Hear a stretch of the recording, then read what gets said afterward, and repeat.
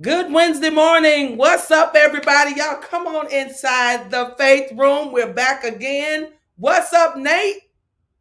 Oh, it's that day.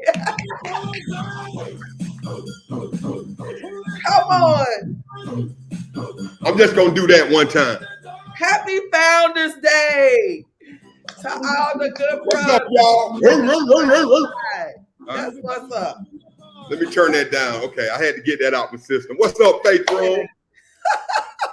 It's an Omega Wednesday. Come on. All up and down your timeline. You see it. Come on, y'all. It's Founders Day, November 17th, 1911, on the campus of Howard University. Come on. It happened. Yeah. So we're excited today. Good morning to everybody. I was gonna do Atomic Dog, but I ain't gonna start nothing in here today. So we're gonna go on and start this. Only if you're gonna get up and hop now. If you ain't gonna do nothing, then just leave it alone. I'm gonna leave it alone. Good morning, everybody. Come on in. Get everybody you know into this show today. Pastor Stephen Thurston is back. Yes, and he also is. Brittany Prescott, Atlanta, Georgia. She's coming in for the first time today. You're gonna be blessed today. I'm gonna go ahead and start tagging people. This is gonna be a great show, y'all, as it relates to singleness on so many levels. So many questions you had yesterday are going to be addressed today. Yes. You might not like the answer, but they're going to be addressed today. So come on in, everybody, and let's get ready for a great time today. Cherie, what it do? How you doing? Listen, I'm up in this thing. I'm in here tired and all, but I wouldn't dare miss the faith room. The faith room. I wouldn't miss it. Man, listen, Cherie, can you believe what the Lord is doing with the faith room? Come on. Is it surreal sometimes? It is sometimes surreal. Sometimes the way I feel is indescribable. I'm just like, Lord, because this wasn't on our minds. Wasn't. It wasn't. This was something to get people through the pandemic. That was it. Yeah. Absolutely. That was it. But Absolutely. this is a testament of what happens when you fully obey what God has for you. Yes, ma'am. And I believe, and I don't want to sound cliche-ish, but eyes haven't seen. Wow. Neither has ear heard what's coming down the pipe. I just believe that. And so I'm here for it. You just have a feeling. I got it. I got a feeling. Yeah. Come on in, Faith Room. Good morning to you. Good morning to everybody. Get everybody you know in this room this morning. All right. And let's go to work. This is going to be a great show today. Yeah. I want you to get your questions ready to go. I'm watching people who I typically tag who are already in here, so they won't go off on me. So good morning, Barbara Hunter Rankin. What's up, Barbara? She was my auntie. She told me she was my new auntie.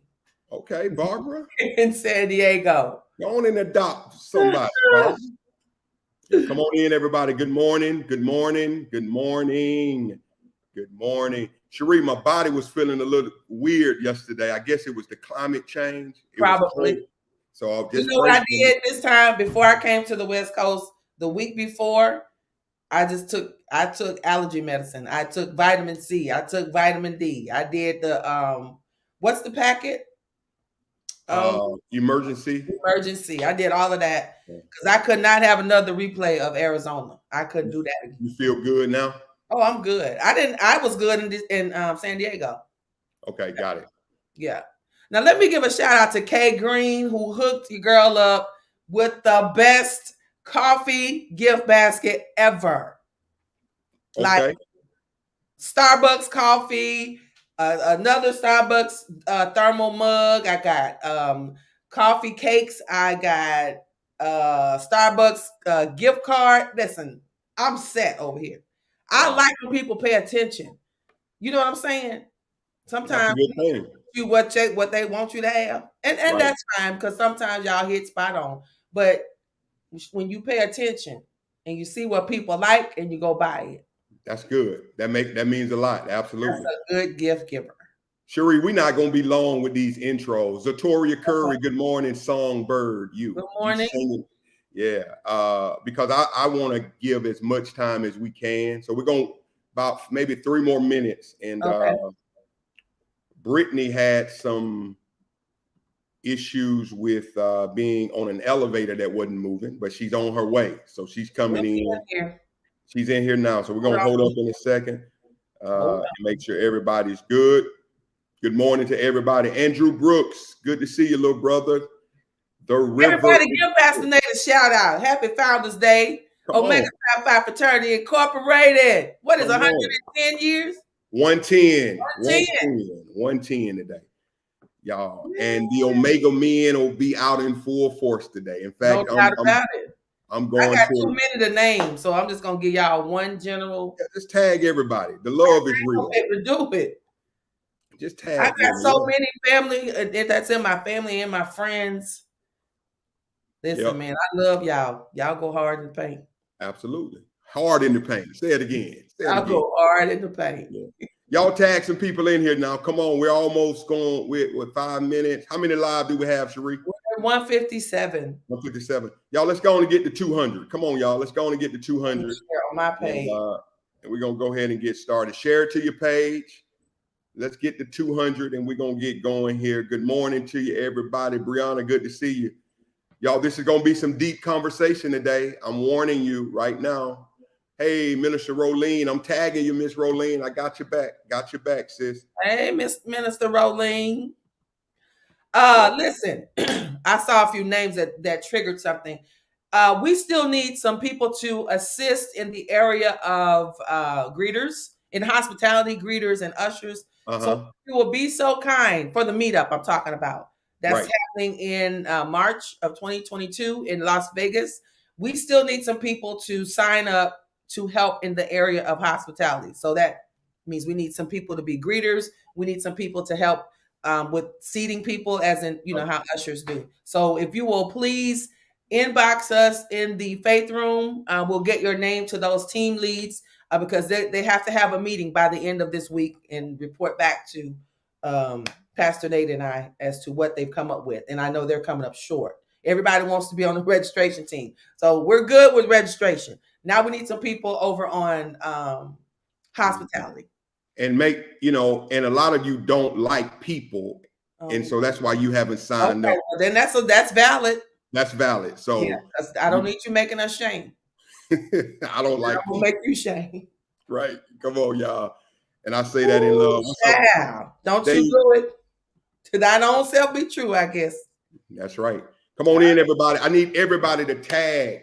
If you know anybody that's single, in a relationship that's complicated, married, everybody, get them in the room. We have a great week ahead, man. I'm telling you. Friday, Tony Toomer out of Macon, Georgia, my hometown. Tony Toomer, who's a relationship mind. He's going to be in wrapping up the whole week. Tomorrow, podcast, right, about relationships. That's he does. I'm gonna give everybody that information where you can follow him. Tony, just a good country brother who saw me grow up, and I love him, and he's real. So if you don't want the real, don't come in on Friday. Listen, the inbox is dinging away. Y'all come on in here. Let me know. That's good. And I'm excited to have Mr. Tommy Toomer because he's always in the comments. What did JB say? You haven't signed up because you don't like people. Jerica, don't be repeating what you said. Yeah, I know. She just did put, how people messing people just kind of smearing it. Stop, Jerica. Cut it out. All right. Okay, Teresa, go ahead and do what I asked you to do. Do it in the inbox. We're not gonna do that in the comments. Go in the inbox because if you do it here, I'm probably gonna forget and not add your name to the team. So go ahead and shoot that to the inbox. It's dinging away. Y'all hear that sound? That's what I'm talking about. Thank you, Faith Room. Come on. All you got to do is say the word, girl. That's it. I love it. Star Levan said, I grew up with Tommy Toomer. Okay. So I can't wait to meet him because he's always in the comments. Practical, real. Y'all will love him. All right. Okay. So we try to bring the very best in. So, and it's going to be good. It's going to be good. So get ready for that, and we'll be ready to go. So how many are we looking at now, Cherie? 189. All right, y'all, we're almost there. Come on in. If I could just do my part. Do your part. I know it's hard to host and talk, and I get it, Cherie. That's why. What's up, Miss Lynn Turner? Miss Lynn has her ticket today. I met Miss Lynn this weekend. Miss Lynn will be in the building, yes. Lord willing. All right, I'm excited. Look at me. I got distracted. Let me go back over here. Yeah, let me handle this. You just go ahead. You do. Let me greet, okay? Yes, sir. Yes, sir. Come on. Don't you say nothing, woman of God. All right. Come on in. Y'all tag some people in real fast. Our guests are here. I'm going to introduce them in just a second, and then we're going to get started today. Tag, that's it. That's it, Miss Matthews. That's how you do it, sis. There you go. There you go. Get them in here. All right. We're at 10 minutes. We need to start right now. Come on, y'all. Come on, y'all. All right. And just so you know, both our guests are backstage. They're ready to go. Okay. Y'all listen, we're going to go ahead and start, and I'll tag when we get going. Listen, guys, I'm excited to have with us Pastor Stephen Thurston, who has been a regular in the faith room. I told Pastor Thurston today, anything dealing with relationship, he's just on retainer because he's just been faithful and committed to that subject matter, among other things that he's taught on. But I've watched him teach on relationships. And it's uncut, man. It's it's real talk, and that's what's setting people free. So he's coming in, Chicago, Illinois. Bring on Pastor Thurston in, and y'all know I'm trying to learn how to dress like him. Pray for me. The only thing, Pastor Thurston don't buy off the rack. I'm not, everything is baby steps. Baby steps. I'm almost there, Pastor Thurston. So, but he's just a good brother, man. When you talk about somebody that's just a good brother, a pastor's pastor, he's that guy. He does a whole series on when your pastor is a narcissist. I mean, you got to check out his series on that. Oh. Y'all listen. That's another subject. So. And then this young lady, that's a whole nother subject. The young lady I'm bringing in next. Come on, Andrew, tag some of your single friends, man. Get them in here. I met Brittany Prescott back in 2014. I saw this young lady, a whole group at House of Hope when I was there. Mm-hmm. Brittany just stood out as one. When we were creating a young adult team, a vision board team, I was trying to get people on my squad to help me administratively with some things that I was doing. Brittany was one of 6 people, and we built a bond and a friendship. Brittany Prescott, who's an attorney at law, she's super smart, super intelligent, and she's just down the middle. And one of the things I loved about Brittany was that she's always been down the middle. No gray. If you don't want to know it, don't ask Brittany, because she's going to tell you, even if you don't want to know. Y'all welcome my friend, my little sister, Brittany Prescott is in the room. Let's see how she looks. Brittany, what's up? Check your sound. Let me see. Can we hear you? We can't hear you. All right, here we go. All right. You're muted. She's muted. Okay, good. So here I guess. On mute. Good morning. There we go. Good. You look good. Your house look good, Brittany. Good job. We thank God for you. Good to see you. And listen, y'all, how many live do we have now, Elder? 199. All right, we're almost at 200. Y'all go ahead and keep tagging people. 201. Okay, listen. I think I have 2 of the greatest minds on relationship singleness in the country right here before us today. And we're just going to come down the middle. You had a lot of questions yesterday that we could not get to. Now, here's another thing. Both of these individuals are single, and we're going to talk about that. They're single. They're not married, all right? And so they're sitting in the seat where most of you are sitting. If you're married, stay on, because there's some stuff in here for you too. Right. But what better person to hear from than someone who's single, living the life, trying to do it the right way, trying to figure this thing out. So, Cherie, there's so many questions that came in. I want to start with this one, Pastor Thurston. There is so much debate about a scripture in the Bible. And a lot of singles are stuck, confused, particularly women. Mm-hmm. And the scripture reads this way: he that findeth a wife findeth a good thing.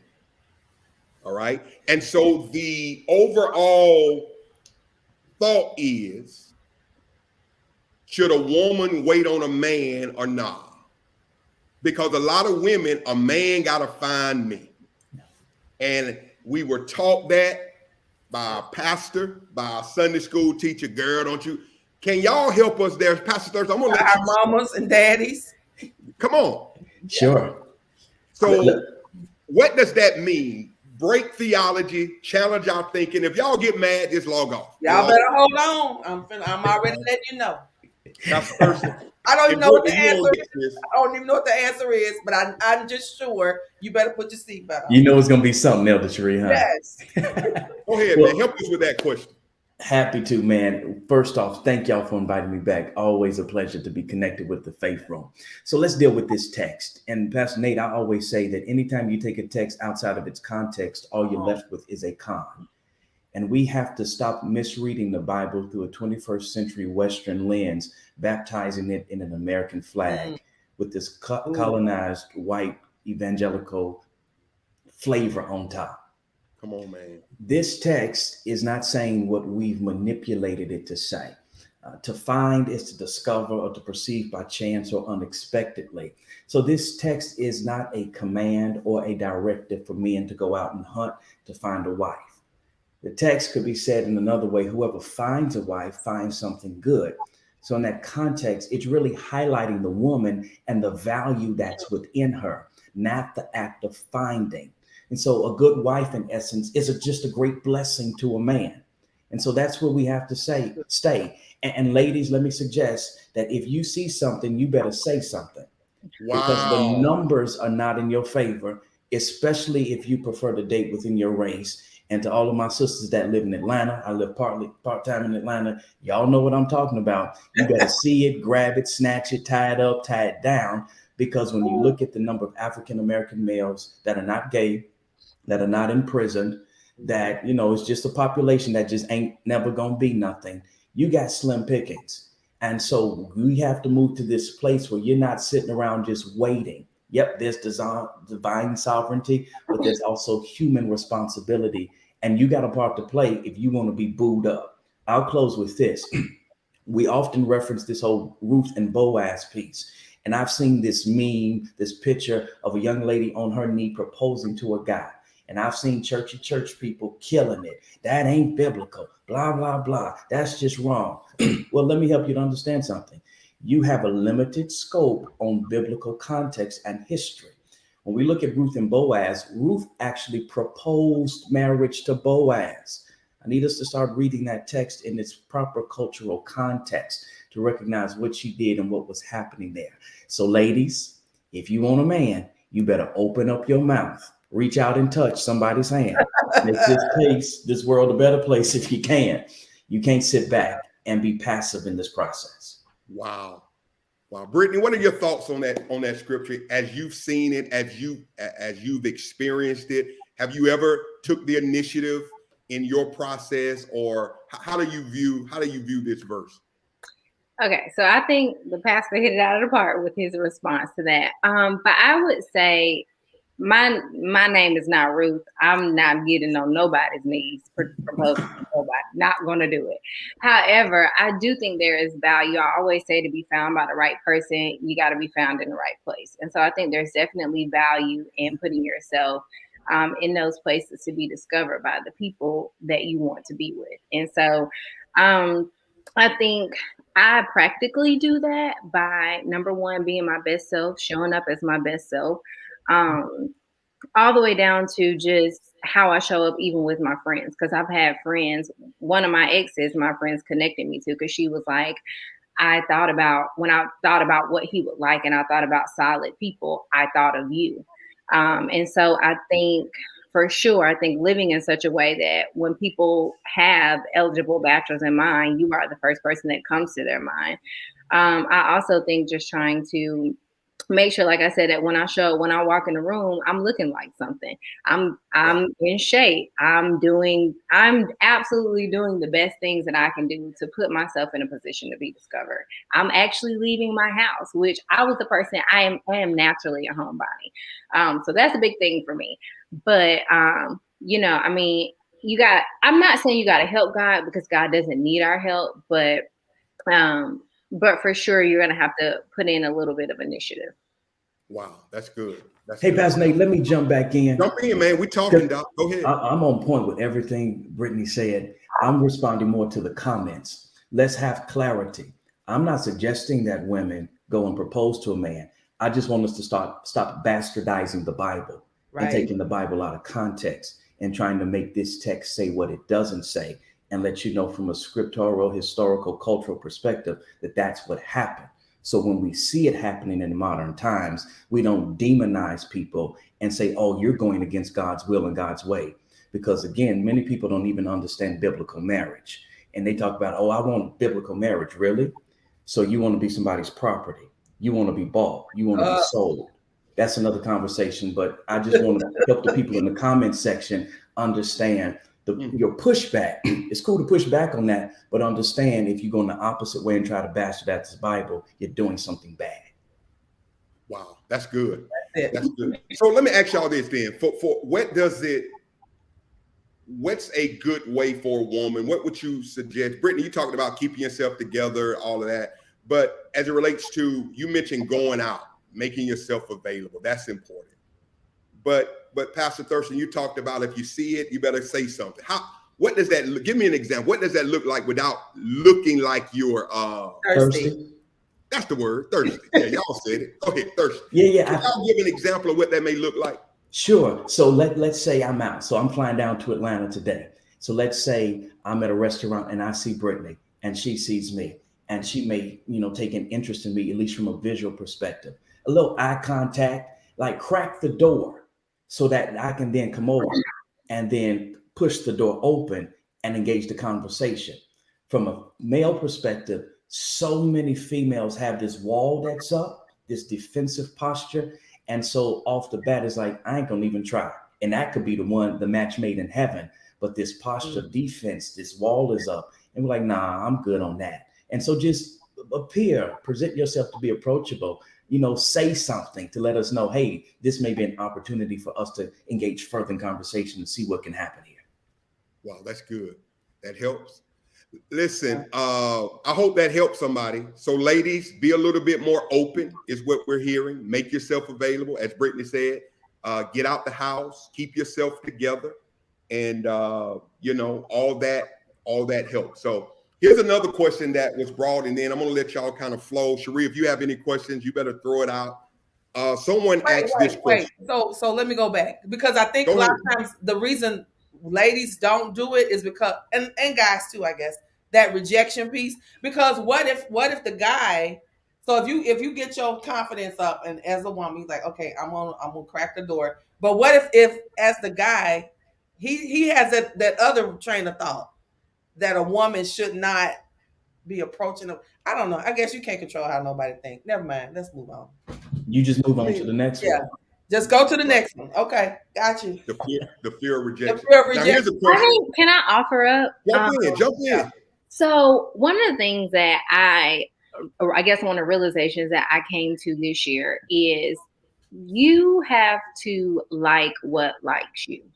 And I think, and let me clarify that, like I want to put some parameters around that. I don't mean if something is beneath you, like, you can do better. This is not God's best. This is, way below standard. That's not what I mean. I don't mean to accept that, like, and it's not right. But I mean, I think there are, particularly with women, I think there are many occasions where men approach us who are nice, who love God, who have the basic things, but you're like, well, I really wanted him to be over 6'4", and I really wanted him to do this, or I really wanted him to have this type of job, or I really wanted him, all these other things. And it's like, listen, if a man who is 6'4" approaches you and wants to date you, go for it. But if it's only 5'11" people approaching you, talk to them. You know what I'm saying? Like, and they're jump in on that one. That's what you said when you're a normal height woman. I'm 6'1". I ain't gonna be able to do it. Well, and that's a little different. But I can tell you, I have friends who, I'm not kidding y'all, 5'5" with heels, but they like with heels. So barefoot, we talking about 5'1". They like, I want a man who's over 6 feet. Oh, yeah, that's something else. Baby, it's a lot of men out here. Get you one of these. If he 5'4", if he 5'6", he's still taller than you. You know, so I mean, Right. I think I don't know. I think there's this thing where it's like when we're really looking at numbers, so few men are actually over 6 feet. It's like 10% of men or something. And then when you're looking at you're looking at the numbers of like men who make a certain amount or men who, you know, the pool is significantly smaller. Mm-hmm. So I think on some level, where appropriate, like what likes you, look at what is approaching you on a daily. You know what you can get. You know what the average is of what you've ever had in your whole entire life. Wow. Right. Wow. And so, see, for me, I know they out there because I done had 5 or 6 of them. So they out there. God is making them. He's making them. He's making them. And the fact that you've had 5 or 6, your average is you can consistently pull a man who is over 6'1". So go for it. Let me say this, though. Here's the question. And this is where Cherie and I have had, and again, Cherie is a grown woman, and I'm not ever trying to change her mind because she can make her own decisions, Pastor Thurston. Yeah. But she's a sister. I've been knowing her a long time, and I want her to be happy. When we talk about standards in relationships, man, now I get there are negotiables, there are non-negotiables sure. in everybody's life. And I believe the question that needs to be dealt with, the elephant in the room, is there such thing as having too high of standards? Because again, Cherie wants someone, she's 6'1". That's her context. I'm not trying to get her to change her mind. But how do you tie in what you want with the will of God, man? And because you want somebody tall, God says, no, my will is this person is going to be a little shorter than what you want, but they're going to treat you right. They're going to love you. They're going to respect you. They're going to do right by you. So do we get in our own way by, because I know women who don't date men who are overweight. Some women like them, but so if he's got a stomach, it's no deal. But what if that's your dude, though?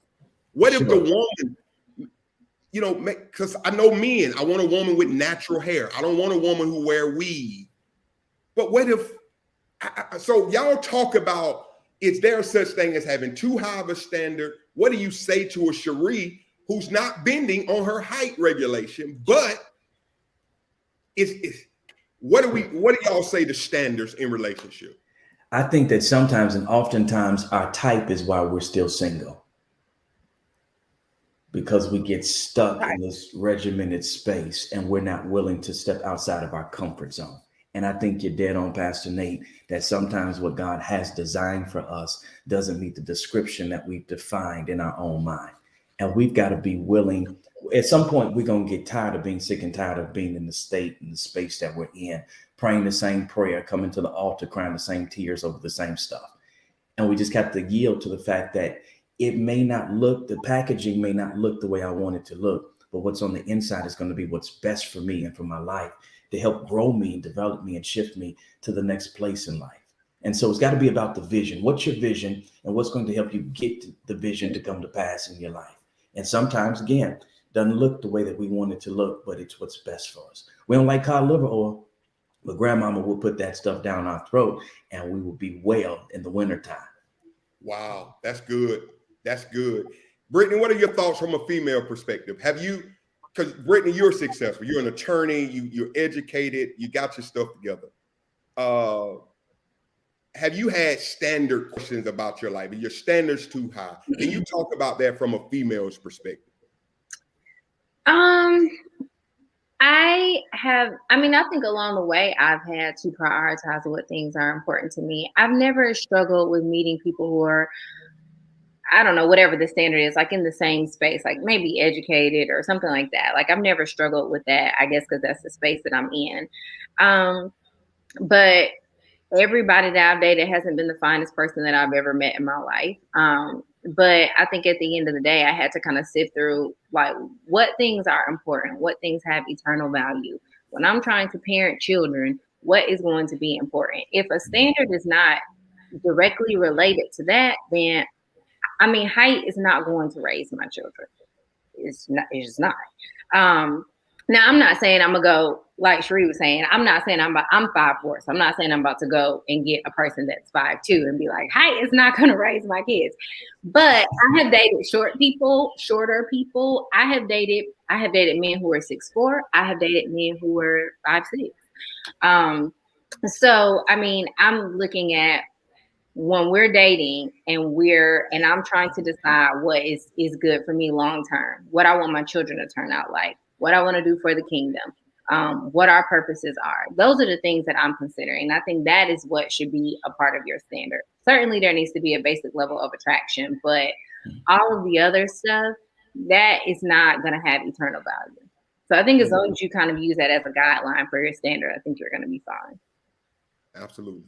Anything else on that subject matter? No, and so of course y'all know that's not the end all be all for me, but and then I appreciate all the insight, but he has to be at least 6'1". I understand. You ain't got to explain it to me. We're not finna be out here looking like mama and little boy. I'm just not gonna bend. But I appreciate everything y'all saying. Yeah, that's your non-negotiable. The non-negotiable. I got it. Yeah. But I love what Pastor Thurston said. Faith Room. I love what Vanessa said too earlier. Big stomachs make soft pillows. Good pillows. I saw that. Come on, Vanessa. Yes, Lord. Big stomachs. And so let me keep pushing. And y'all, I'm gonna open up. You know that. I just believe this, and y'all can't change my mind. I believe our standards sometimes that there's some things we shouldn't negotiate, because I think we bypass a lot of good people because they're off in a certain. And it's not moral issue. It's physical. It's something that I'm not with. Now, Brittany, when you say you ain't dated always dated to fine. How do you define fine? I mean, what should finest mean? You see what I'm saying? That's physical to me. Yeah, I think so. I can give you an example. I dated a guy who was, I think, the quintessential fine. When I say quintessential, I mean so I think for women back in the day, it was light skin, light eyes. He was that. So I feel like we were always out in public and people like, oh my God, his eyes are so nice. You know, like that was the thing. So when I say fine, I mean like we can't go places without people commenting on, you know, just him being attractive. I've never dated anybody that was ugly, but I'm just saying I've dated other people that I think were nice looking, but maybe we're not like, you know, not like where we went out. Yeah.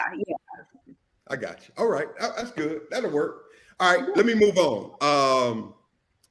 Vanessa on one today. She says she prefers dark chocolate. Let me move on from that. I'm just catching the comments here. Listen, let's talk about this elephant in the room. And I'm going to open the floor up, y'all, for these two. When we talk about dating, what are your view on exclusively dating and being in a committed dating relationship? I'm not married. Now, I've been in the sanctuary.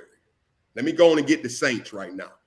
And we're trying to promote, and Pastor Thurston, you led the singles ministry for years throughout your tenure as a pastor, but you asked all the singles, stand up. Everybody stand up. If you're single, stand. And you look out and you see folk who you know who are not married, but they don't stand because they're in a relationship. Yeah. So I need to talk about this because a lot of people have a boo. They're in a committed relationship. It's exclusive. You can't date nobody, can't talk to nobody. Who you talking to? Why they calling you? Why they in your DM? What they doing? Why they looking at you? Let me see your phone. Let me see your phone. Let me see it. And you ain't married to me. You ain't paying my bills.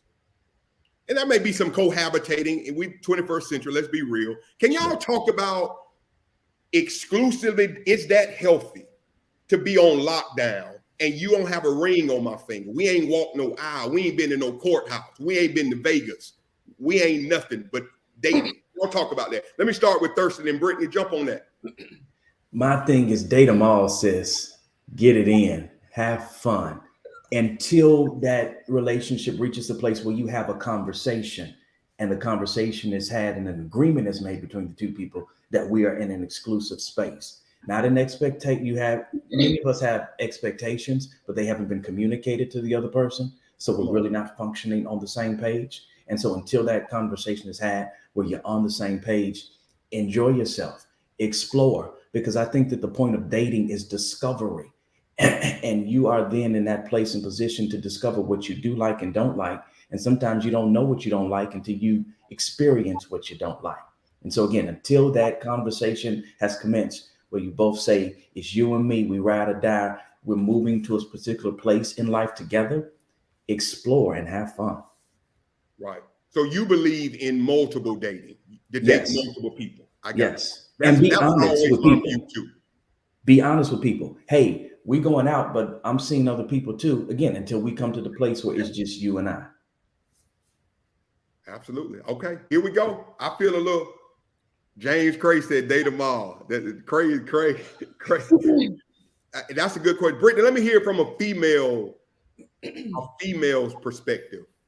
I echo everything he said. I think until we're at the place where we have had that conversation where we are exclusive, I'm not assuming that.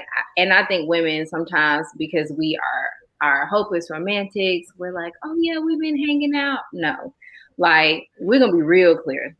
The lawyer in me is like, let's get the terms on the table. Yes, what you talking to? No. So I think for me, we're on the same page. If we're cool until we're exclusive, and then exclusive, I think on some level has a deadline too. But we're cool until we're exclusive. Yeah. Right. And that's a good question. Lead in, Shireen, you could jump on this, and we're gonna open the floor up. So when you talk about engagement, because some people, the woman typically, now it goes both ways. The woman is ready. I'm staying with I believe this is my husband. But he ain't never. Every Christmas you just waiting on the ring. Every birthday, this it. Valentine, oh, this it, girl. And it's not happening. So is there a limit in, to somebody who's just waiting on the big day? I know he's gonna do it. And in his mind, Pastor Thurston, I'm not doing it. I don't want to marry you. You're good to hang out with. And I guess that's communication. Is there a term? You mentioned that, Brittany, a time limit where you say, you know what, I got a chunk to deuces. I got to move on. Would y'all give me a thought about that? So this one is hard. And for everybody watching, I want you to know that every situation is different. And so it's going to be up to you to have discernment, to pray, to whatever, to know which one you are. I think you have to know yourself. These people that date people for 6 and 7 and 10 years, it's a no for me, dog. Not doing it. However, I am also a person that because I'm not hanging around that long, if you start taking too long, baby, I will leave you. And looking back on it now, I have probably left some relationships prematurely. I have left people at 10 months because I'm like, I don't know what you're doing. So, but I think you have to know yourself. One of the things, and so again, this is why I said you have to know what God is saying to you. A pastor came up to me and prophetically told me, he was like, God said, do you want it at your pace or do you want it in his power? And I was like, dang, I've been wanting it at my pace for a long time. So I'm really trying to be thoughtful and considerate in terms of listening to the way I feel like God is leading me, because I will rush and run through something. And if it don't look like how I think it's supposed to look in the time that I think it's supposed to look that way, then I'm going to leave. But everybody has a right to arrive when they arrive. Now that don't mean I'm gonna still be here when you arrive, but it does mean that I can't rush you to the place. So I think there's a balance to be found. But if I had a thorough number out there, I would say I think the older you get, the shorter, the quicker things should move, because you know what you want. You have some things in life. You're a little bit more established. So I would say I think 2 to 3 years is probably the most I would be willing to give a relationship if we were dating. Wow. Billy Childress said, I met my wife and married her within the same year because we had no fear of our purpose. Yeah. Yeah. So Billy left the club and proposed. See, it works different for everybody. It works different for everybody. So, and that's, to some people, that's fast. And I think I would say, though, and I also think in a place where we are so caught up in watching people's relationships develop and unfold on social media, that will trick you. It's like, well, they only dated for 10 months and I feel like I should be married by now. Well, don't let watching somebody else cause you to rush out of something. But at the same time, you and God have to get on the same page about how long is too long and when it's time for you to walk away. That's good. That's good. Any other thoughts on that, guys? Sheree, any questions? We have a couple more, then we're going to open the floor up for the last 20 minutes. You asked me if I have a question, or do you have any specific questions? No, I just see now. Did you see Vanessa's question? No. It was before this one. She had a question, and I don't know if it'll fit in somewhere else about. She wants them to explain the cohabitation piece. What is that? I saw that. That's a good question. Are there biblical requirements or not, or is this something else we've created to make it? Let's give the church word, shacking. Yeah, everybody will know what cohabitation means.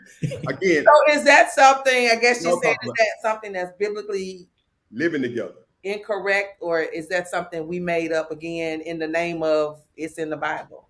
I'm scared of this one. Y'all go ahead. I'll be right back. Go ahead. So again, this is another area where I believe we've bastardized the Bible and misread it from our Western lens. And the cultural context of the text, none of that existed. There was not a need. Everybody stayed in the crib. People got married at 12 or 13, had babies. Once they hit puberty, they were able to marry within the times of the text. And that's when, and marriage was not about love. It was often about power and expansion of territory. And so parents would come together and say, we're going to put our kids together to build things out. It was an agricultural society, so everybody stayed at home. You didn't leave the house unless you got married. So the whole concept of shacking, living together, cohabitating did not exist. And so we try to make the Bible say something that the Bible doesn't say. Our cultural mores, as it relates to that, really evolved from the Victorian era. And so a lot of stuff that we do in church has nothing to do with Christ. God ain't said nothing about it. It's just the cultural mores have developed over the years, and we put words in God's mouth. White people have put words in God's mouth to fit their standards of behavior. Again, go back to the Victorian era and trace forward, and you'll see that a lot of stuff we do today ties back into how those white people saw things and what they wanted to establish as the rule of law from a spiritual dynamic. All right. Brittany, any thoughts on shacking up? Somebody living in that house you bought, girl. Ain't nobody doing it.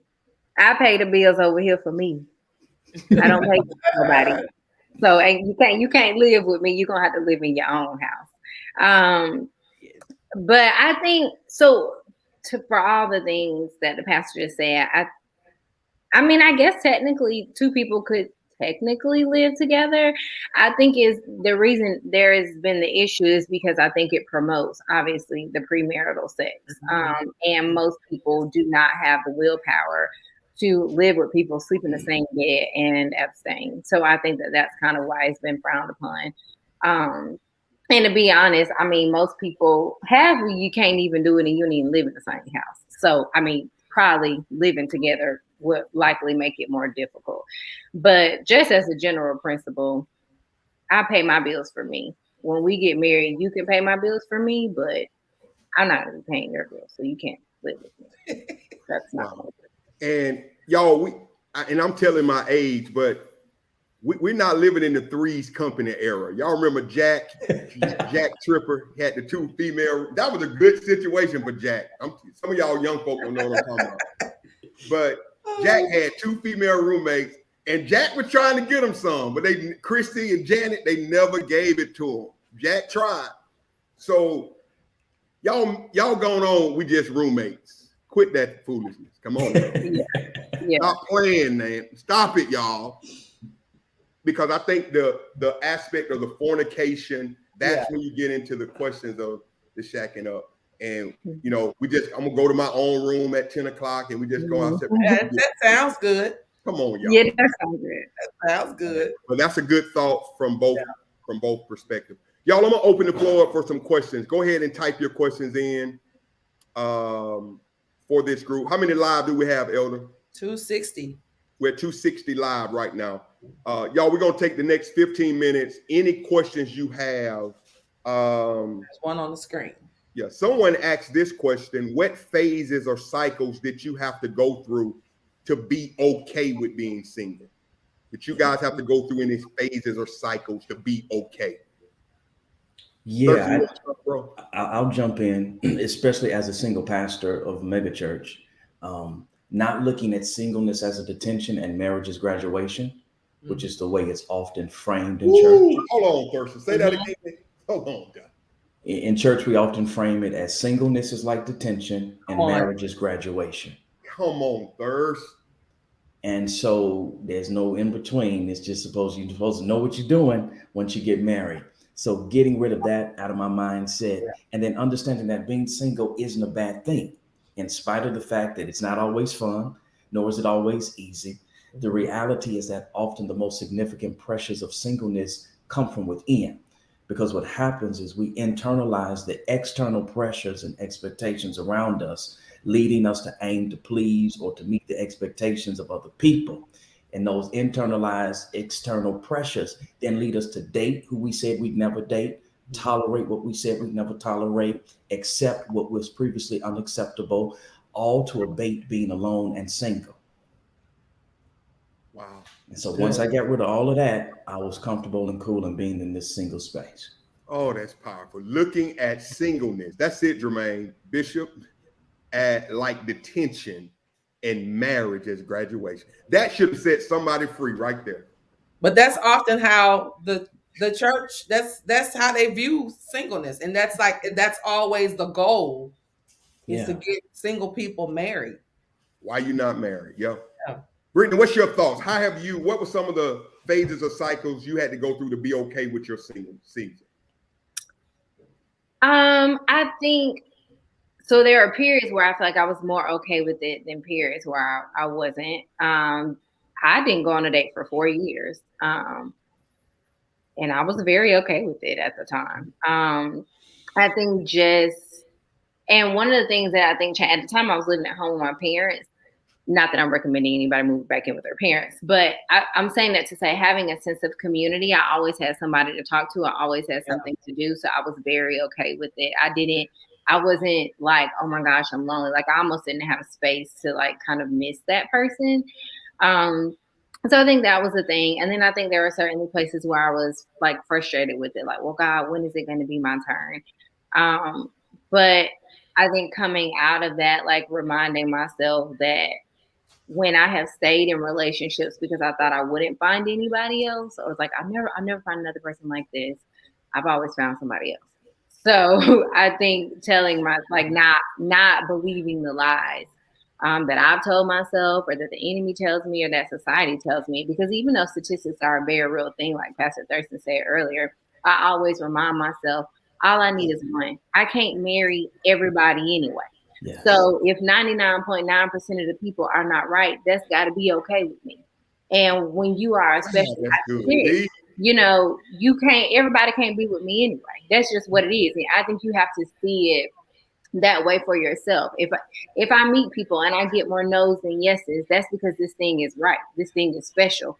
It's not for everybody. Yeah. So I think that is what I have told myself. Now I continue to work hard to make sure that that's true, but I continue to tell myself, like, just statistics alone, there are not a lot of good men, but there are not a lot of men for me. There's a special person for me. Mm-hmm. So that is what I tell myself. And I think it's just a cycle. I think you keep telling yourself when the thoughts pop up, you shut them down. I think you just keep doing the same thing. Here's a question, Pastor Thurston. So how do you deal with the stigma that society puts on a woman for dating multiple people? Why are you so concerned with what outside people say? I often say that validation is for parking, not for people. You have your boundaries set as you engage with people and you date. You know you're not smashing everybody. You recognize that God built us as relational beings to be in relationship with other people.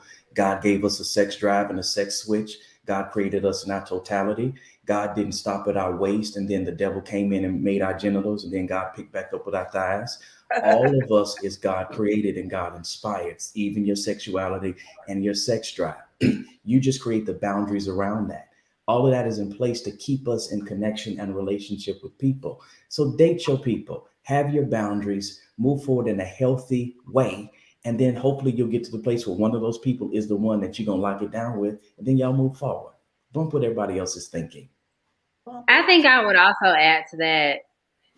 Keep some of your business to yourself. I mean, you're not going to say that. How's everybody doing, Brittany? Right. You don't have to know what I'm doing. I pay my own bills. You don't need to worry about who I'm going out with on Friday or Saturday. And I think the way I do it is, once I tell you something, depending upon how you respond, I know what not to tell you, or I know what I'm going to tell you moving forward. If I tell you that I'm dating multiple people and you're not giving me what I need, I won't tell you no more. So I think you tell the people that understand what you're doing and that support you and know you. Otherwise, you keep your business to yourself. Yeah. So you date somebody like Brittany and Thurston, they so analytical. You ain't got a chance to lie and be crazy. You better come correct. I feel sorry for people. Listen, I got it. Here's a question. Does it take a man, Thurston, a long time to see a woman as his wife or not? Does a man, because here's what my female cousins say. Come on, can we be grown for a minute? My female cousins, when we at the family reunion, they say stuff like, a woman know in 5 minutes, number one, if she's interested in a man and if she gonna give him some. That's what they tell me. That's what they tell her. Women know that. Oh, I ain't gonna do nothing with him. I ain't gonna do nothing with him. And they ain't all saved, so don't judge my cousins, okay? But I like real people like that who can be honest. So is it the same for a man? Does it take a man a long time? Thurston, from your perspective, because man, I know they come at you, Doc. I just know. Do you know when you're dating, or does it? You need a little bit more time. Do you know is there a time period? Yeah, I think guys are the same as females in that regard. We know and we see, and we put you in categories like off the jump. What females don't often recognize is it's difficult to shift from one category to the next. If we don't see you initially as wifey material and you side piece material, you're never going to graduate from side piece material to wifey material. Now, once we get into relationship, depending on where he is emotionally, he may drag stuff out because he's not ready to stop playing. Mm-hmm. Some guys are not built with their elevator going all the way to the top to monogamous committed relationship. Some elevators stop at, I just want to be a hoe. And you got to recognize that about the guy that you're with. So when we talked about the whole drawing out the engagement period, some guys are drawing it out because they don't know how to be honest with you and say, you know what, I'm not commitment material at that level. So we know who we are. We just don't always effectively communicate that to females, and we damage them in the process. That's good. I think too. I think the other part of it is I can't speak from a man's perspective. This is what I think as a woman about what a man thinks. So y'all correct me. I don't know if I think that men or people always know if a person is the one, but I think they know if you are not the one. Like, I think as a woman, when I meet people, I know 15 minutes, like, but if it's decent, then it's like, okay, I could like go on a date, or like I could have a conversation, like, and I feel like I continue to know as it unfolds. I mean, some people you meet and you're just like, no, there's absolutely no way I would ever do anything with them. But some people, I think of it as like, some people are red lights, some people are yellow lights, some people are green lights. There are some people that are like, yes, this is everything. There are some people that are like, the yellow light. And then I think there are some people that when you just meet them, they're automatically red. It's like, no, this is a negative. I would never consider doing it. But I don't know if you always can definitively say after 15 minutes, like, this is the one. Right. Hey, Brittany, do you want a man that's got a little thug in him? Because a lot of Christian women, we want to. Do you want a man that's? I don't know about the thug. What you need? You need that to feel a sense of security. You want a little wet. Tell me, you want a man with a little. I think a woman always wants to feel secure. I don't know about the thug. That's not my personal preference. I don't want to be shot. I don't want to ride or die. I don't want to do none of that. But I do want to feel, protected. Okay. But yeah. I just wanted to ask that. Yeah. I need to know you can go and get it. Go and fight. Yeah, for sure. I need you to have a little bit. Have to fight nobody. Yeah. I need a little bit. See, I've seen Thurston cut people. Don't shoot me, but shoot them. Thurston cut people with his words. He ain't got to fight. He's just killing with his words. So Andrew Brooks, and y'all, we have 5 more minutes, and we're gonna let you, sow if you want to sow into them. If not, we're gonna move on. What are your perspectives on age gaps? What's too young? What's too old? Let's go on and deal with that elephant. Cougar, whatever. What's too young? What's too old? I guess, Drew, that's a good question. Well, Andrew, I hope you don't have an R. Kelly spirit, but let's just keep it legal at the legal boundaries. Hallelujah. Why y'all messing with me? Why y'all? I'm proud of this, man. Oh, good God Almighty. I don't have a problem with age gaps. I do think that women do mature faster than men. And so I think it can always be beneficial for a guy to kind of date up so that she can, be in that space to move him where it needs to go. Yeah, I would echo that. No, I was just saying I would agree with that. I think that I don't want nobody to be my daddy, but I think that women do mature faster than men. I've dated people who are younger. I've dated people who are older, and I probably wouldn't say significantly, but everybody's at a different stage, and stage in life is not always about age. For me, it's about stage in life. Wow, stage, not age. I like that. Yeah, that's good. No, it's a little bit about age for me too. What's your limit, Brittany? I'm sorry. Limit? What's your age limit? You won't date a man over? I'm 34, so probably 40s probably gonna be the top for me where I would feel comfortable. Like, 40. But I know, that's 6 years. You saying that's too much or not enough? I was thinking 50, 55. No. 50 is no. My grandma was married to a man who was 25 years her senior. I got some things, I got some thoughts about that I can't say on here. That's gonna be just oh God. The biggest age gap for me has been 18 years. She was 18 years older. Wow. Can I ask a question? I know I'm not I have a question for the pastor. Ask Thurston. Yeah, he here. You better ask him. So because I know a lot of people ask me, I've heard a lot of people say this. I've heard men say that they don't want to date women who are past a certain age because they want to have kids. So was that not a concern for you when you dated a person that was 18 years old? I know how much I cost my dad with private school and all of that stuff, custom clothes. I wasn't going to do that to myself, so I could care less about having a kid. There you go. Wow. Let me ask y'all two this, and we're going to get ready to close. Do y'all want to be married one day? Thurston, do you desire to be married, man? Or are you just cool? Are you single and cool, single and frustrated? How would you categorize your singleness? Cherie, same question for you. I'm single and cool. If it happens, I'm open to it. I'm not going to force it. I'm not just sitting around. That's my focus and attention. And that just kind of screws me off from my vision and my plan. So if it aligns, it aligns. If not, I'll be just as good. Brittany? I want to be married. I think I would not like the idea of not getting married. I can honestly say that. Now, I believe in God, so I'm not gonna cease to live if I don't get married. But I definitely want to get married. I want to have children. So yeah, that's a thing for me. Cherie?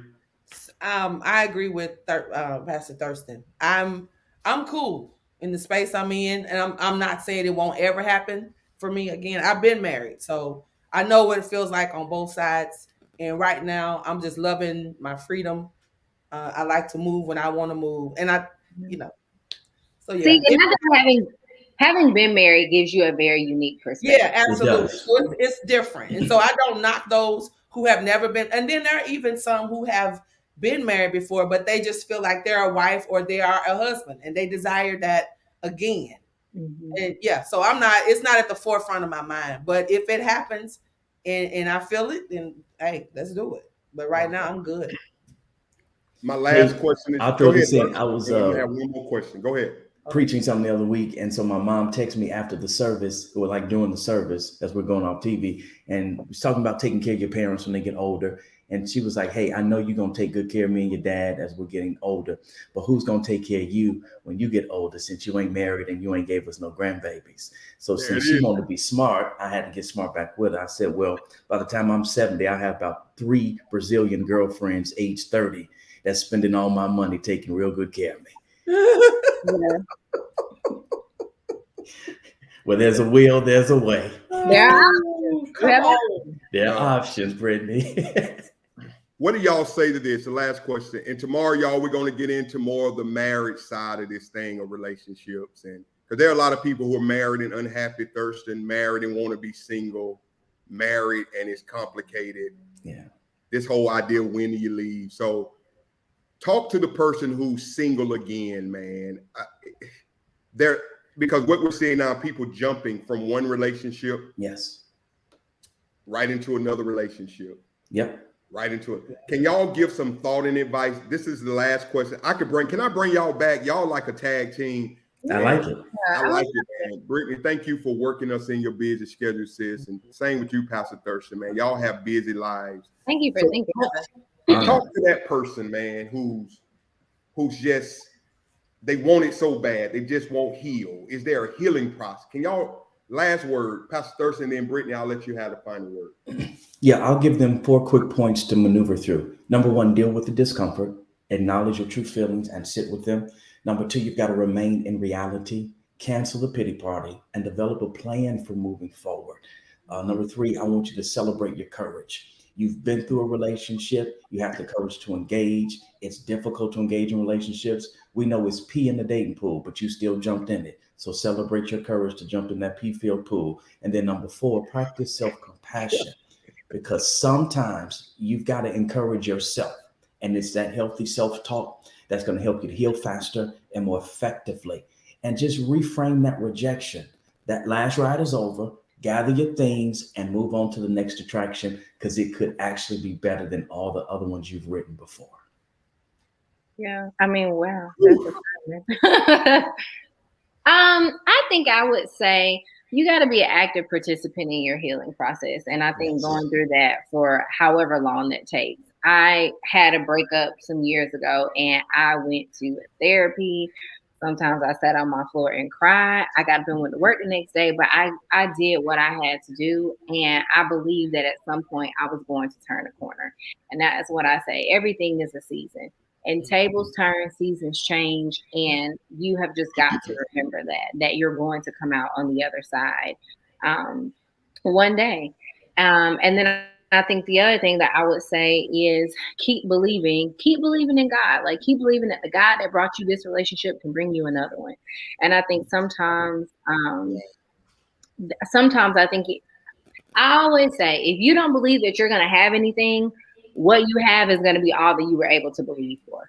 And I think that if you don't believe that something else is coming or something better is coming, it's going to be easy to live in that place of despair. When the Bible says, as a man thinks in his heart, so is he. If you continue to ruminate on that, you are going to be depressed. And so you just got to be an active participant in your healing. You got to get out there and build the life that you want. Get your friends, travel. Don't wait on people to do things. Don't wait on people to decorate your house. Don't wait on people to buy nice things. Treat yourself great. And then I think when somebody comes along, you're going to be happy.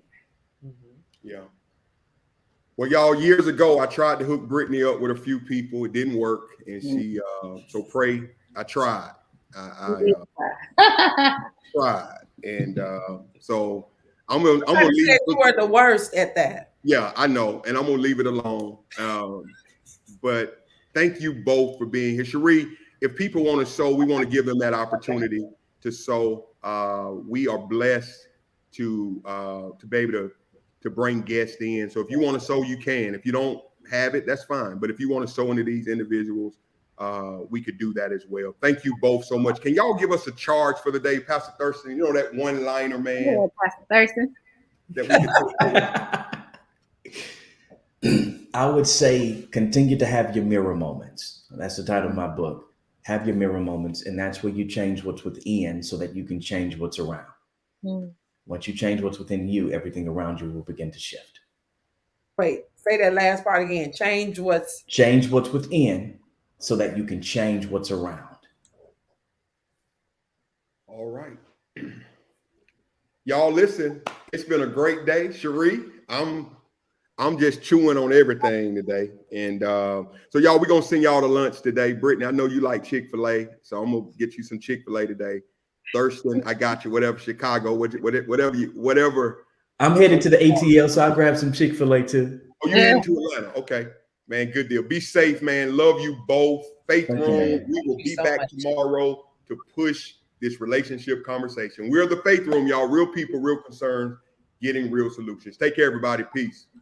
Thank you. Bye. Thank you. Bye.